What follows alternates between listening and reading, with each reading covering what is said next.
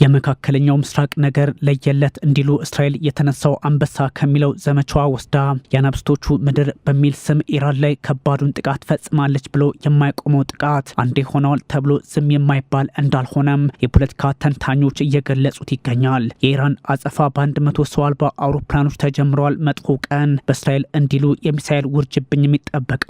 የኢራኑ ሁለንተናዊ መሪ ካሉ አሉ ነው፣ ቃላቸው ይፈጸማል የሚል ወታደራዊ ዝግጅት ያለው የእስላማዊት ኢራን ሪፐብሊክ አብዮታዊ ዘብ ምንም እንኳን መሪውን ሁሴን ሳላሚን ቢያጣም ብርቱ ክንዴ ቴልአቪቭ ላይ ያርፋል በሚል ዝቷል።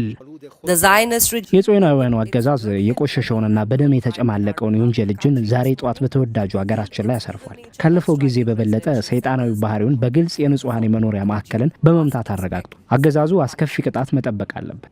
እስራኤል ግን ከባድ ውድመት በኢራን ላይ ማስከተሏ ግልጽ ሆኗል። እስራኤል ህልውናዋና እጣፋንቷን የማታውቅበት የጥቃት ደረጃ ላይ እናደርሳታለን በሚል ፖለቲካዊም ሃይማኖታዊ መሪው አያቶላ አሊ ሐመኒ መናገራቸው ጥቃቱ አይቀሬ ጥቃትን በጥቃት መመለስ ፖለቲካዊ አባዜ በመካከለኛው ምስራቅ አይሎ ሊቀጥል እንደሚችል በግልጽ ይፋ ያደረገ ሆኗል። በተለይም በጥቃቱ ላይ ማን ተሳትፏል ከእስራኤል ውጪ የሚለው ጥያቄ በበረታበት ሰዓት አንዳንድ የሚሰጡ መግለጫዎች ማን ከጀርባ እንዳለበት ሊጠቁሙ የሚችሉ ሆነዋል። የአሜሪካው ፕሬዝዳንት ዶናልድ ትራምፕ እኛ የለንበትም ቢሉም ከኔታንያሁ ጋር ለ40 ደቂቃ ስልክ ማውራታቸውና ዜጎቻቸውን ከመካከለኛው ምስራቅ ለማስወጣት ትዕዛዝ መስጠታቸው እንዲሁም የጀርመኑ መራሄ መንግስት ፍሬድሪክ ሜርዝ ኢራን መቼውንም ኒውክሌር እንድታጠቅ ሊፈቀድላት አይገባም ማለታቸው ይህኑ የሚያስረግጥ ያደርገዋል። ያ ማለት ማን ከማን ጀርባ ሊኖር ይችላል የሚለውን በግልጽ ያስቀምጣል። ምንም እንኳን እስራኤል ገብተን ኢየሩሳሌምን ነጻ እናወጣታለን በሚል በጋዛ ጉዳይ ላይ ስትስት የነበረችው ቱርክ አንዳች ጠብ የሚል እርምጃ አልወሰደችም በሚል ብትተችም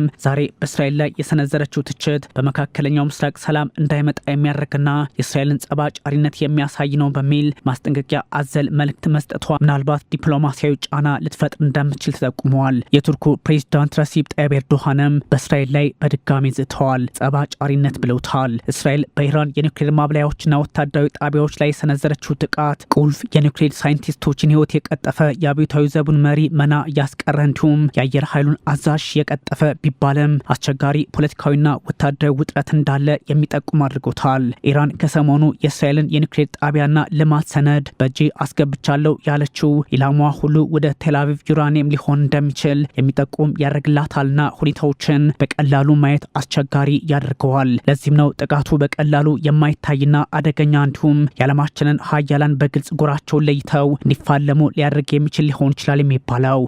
We struck at the heart of Iran's nuclear enrichment program. ያጠቃነው የኢራንን የኒውክሌር ማዕከል ልቡን ነው። የኢራንን ወሳኝ የዩራኒየም ማበልጸጊያ ጣቢያ ነው። የኢራንን የኒውክሌር ሳይንቲስቶችና መሪዎችንም ኢላማ አድርገናል። የኢራናውያንን ቦምብ ለመስራት የሚመሩትን ማለታችን ነው።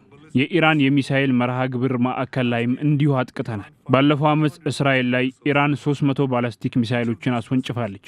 Iran fired 300 ballistic missiles at Israel. ከሰሞኑ ሩሲያ እስራኤል ለዩክሬን ፓትሪዮት ሚሳኤል ስርዓትን ሰጥታለች በሚል መክሰሷ ጉዳዩ እዛው ሞስኮ ጋር ይደርሳል ማለት ነው። በዛ ላይ እስራኤል በፈጸመችው ጥቃት የተፈተኑት የቴህራን ቤባር የአየር መከላከያ ስርዓቶች ብቻ ሳይሆኑ የሩሲያዎቹ ኤስ-300ዎቹ መሆናቸውም ጭምር ሞስኮ በቴህራን ውስጥ አቅሟን ማየት አዝማሚያ ስላላት ግልጽም ባይሆን በሚስጥር አለፍ ሲልም የጠላት ጠላት በሚል በእስራኤል ላይ ልትነሳባት የምትችልበት አጋጣሚ ይፈጠራል። ቴህራን ከባዱ ምላሽ ዓለም ትጠብቅ ማለቷን ተከትሎ ሙሉ ቀጠናው ወደ ጦርነት እንዳይገባም ስጋት ተጋርጧል። ሐመኒ በፈጣሪ ፈቃድ እስላማዊት ሪፐብሊክ ኢራን ብርቱ ክንዷ እስራኤል ላይ ይደርሳል፣ አገዛዙ ሳይቀጣ ይቀራል ብላችሁ እንዳታስቡም ብለዋል። የሐመኒ ዛቻ እንዲሁ የሚቀርብ ባለመሆኑ በእርግጥም ስጋቱን የከፍ አድርጎታል። ኔታንያሁም በአይሁድ ህዝብ ላይ የኒውክሌር ፍጅት አዋጅ ሆሎኮስት ሲታወጅበት ቆመን አናይም ማለታቸው የሁለት አደገኛ ኃይሎች ውጥረት በመካከለኛው ምስራቅ አድርጎታል። የጥቃቱ ኢላማዎች ዋና ከተማ ቴህራን፣ ዋነኛው የዩራኒየም ማበልጸጊያ ጣቢያ ናታንዝ፣ በታብሪዝ ከተማ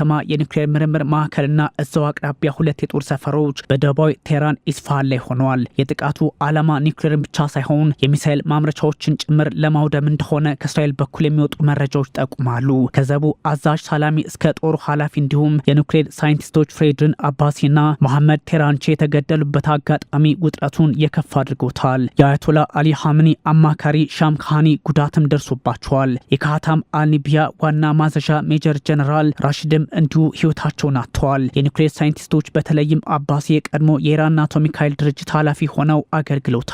ቴህራንችን ቢሆኑ የኢስላሚክ አዛድ ዩኒቨርሲቲ መሪ የነበሩ በመሆናቸው በዘርፉ ላይ ጥልቅ እውቀት እንዳላቸው ይነገርላቸዋል። ለዚህም ነው ኢራን አደገኛ ጥቃት ደርሶባታል የሚባለው። ከባድ ቅጣት በእስራኤል ላይ ጠብቁ በሚል የዛቱት አያቶላ አሊ ሐምኒ ጥቃታቸው ምን ሊሆን እንደሚችል ፍንጭ ባይሰጡም አስቸጋሪ እርምጃ እንደሚወስዱ ግን ተናግረዋል። በሌላ በኩል ኢራን በመንግስታቱ ድርጅት መርህ ራሷና ህዝቧን የመጠበቅ የህግ ማዕቀፍ አላት በሚል የውጭ ጉዳይ ሚኒስቴሯ ይፋ ሲያደርግ የእስራኤሉ ጦር ኃላፊ ኤያል ዛሚር ኢራን በሌላ ዙር ቅጽበት ስትዘጋጅ ቆመን አናይም፣ ጦርነቱ የህልውናችንና በቀጠናው ላይ የመኖር ነው በሚል ሀሳባቸውን ገልጸዋል። ለዚህም ነው በሁለቱም በኩል ያለው መግለጫ ጦርነቱን የሚያስቀጥል እንጂ የሚያበርድ አይደለም የሚባለው። የሞከረን ሁሉ ዋጋ ይከፍላል ነው የሚሉት የእስራኤል ፖለቲከኞች። የእስራኤልና የኢራን ጉዳይ ቀላል የማይሆነው በእስራኤል በኩል የጠቅላይ ሚኒስትር ቤንያሚን ኔታንያሁ ተቃዋሚዎች ሳይቀሩ እንደ ያይር ላፒድ ያሉት ማለት ነው እንኳን ደስ አላችሁ የሚል መልእክት ማስተላለፋቸው ሆኗል። ይህ ጉዳይ ደግሞ ዋሽንግተንና ቴህራን የገቡበትን የኒውክሌር ድርድር መና የሚያስቀረው ያደርገዋል። ኢራን ከጥቃቱ ጀርባ የአሜሪካ ኃይሎች አሉ፣ በእነሱ ፈቃድ የተፈጸመ እንጂ ኔታንያሁ ብቻቸውን ያደረጉት አይደለም በሚል እንደሞገደች ነው። የውጭ ጉዳይ ሚኒስትሯ ማርኮ ሩቢዮ እኛ የለንበትም ከማለታቸውን በላይ ፕሬዚዳንት ትራምፕ ስለ ጥቃቱ የማውቀው አንዳችም ጉዳይ የለም ብለዋል። በእርግጥ በቀደሙት ቀናት ሪፐብሊካኑ ሲሰጡት የነበረው መግለጫና አስተያየት የሉበትም ለማለት አዳጋች አድርግባቸዋል። ተመልከቱ፣ በጣም ቀላል እኮ ነው። ኢራን መቼውንም ኒውክሌር ጦር መሳሪያ አይኖራትም። ከዚያ ውጪ እንዲሳካላቸው እፈልጋለሁ። ስኬታማ እንዲሆኑ እናግዛቸዋለን። ከእነሱ ጋር እንነግዳለን። የሚያስፈልገውን ሁሉ እናደርጋለን።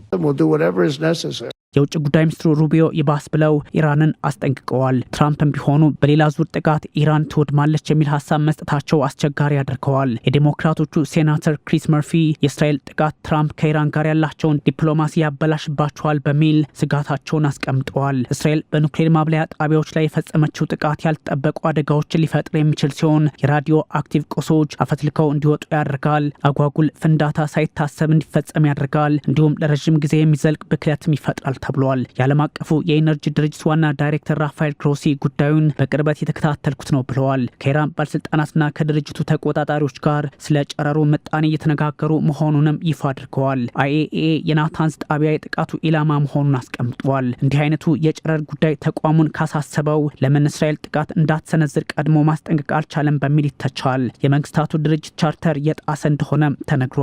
ባለ 35 መቀመጫው የአይኤኢኤ የቦርድ አስተዳደር ኢራን ላለፉት 2 አስርተ ዓመታት በኒውክሌር መርህ መጓዝ አልቻለችም በሚልስ ለምን ፈረጃት የሚል ጥያቄ የተነሳ ነው። 19 አገራት ድምጽ ሲሰጡበት 11ዱ ድምጽ ታቅቦ አድርገዋል። 3ቱ ብቻ ማለትም ቡርኪና ፋሶ፣ ቻይናና ሩሲያ ተቃውሞታል። አንዳች ጫና በቴህራን ላይ ታስቦ እንደሆነ ፍንጭ የሚሰጥ ውሳኔ እንደሆነም ሲነገር ቆይቷል። ጀርመን፣ ፈረንሳይና ብሪታንያም ተመሳሳይ አቋም በኢራን ላይ አደገኛ በሆነ መንገድ ማራመዳቸው ወትሮውንም ምዕራቡ ዓለም ተነስቶብኛል እንድትል ኢራንን አድርጓታል። የጀርመኑ መራሄ መንግስት ሜርዝ ከኔታንያሁ ጋር በስልክ ሲያወሩ እስራኤል ህልውናዋን የማረጋገጥ መብት አላት፣ ቴህራን ፈጽሞ ኒውክሌር መታጠቅ አትችልም ማለታቸው ውግናዋን ያው የሚያስረግጥ ሀሳብ ያደርገዋል። ይህን ጥቃት ተከትሎ ቻይና ጉዳዩን በቅርበት ከመከታተል ባሻገር ውጥረቱ ካረገበ አደጋው ውስብስብ ነው ማለቷም ተሰምተዋል። እስራኤል በዓለም ዙሪያ ያሉ ኤምባሲዎቿን የመዝጋትና ዜጎቿ በሚገኙበት ቦታ ሁሉ እንዲመዘገቡም ጥሪ አቅርባለች። የኢራኑ ፕሬዚዳንት መሱድ ፔዜሽኪያን አደገኛና ኃይለኛ ጥቃት በእስራኤል ላይ እንፈጽማለንም በሚል በግልጽ ዝተዋል።